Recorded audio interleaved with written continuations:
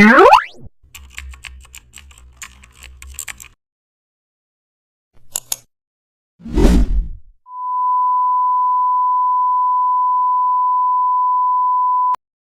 back to the channel and don't forget to like, share and subscribe for more updates.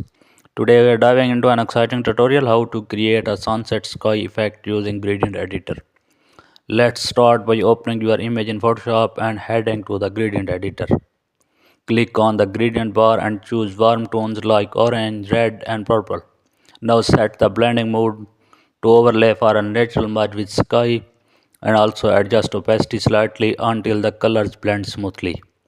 Next, drag your gradient from top to bottom to create the sunset transitions. If the colors feels too strong, reduce the fill instantly of opacity. Use a soft brush mask to refine edges near the horizon. Duplicate the layer for extra vibrance, then lower the opacity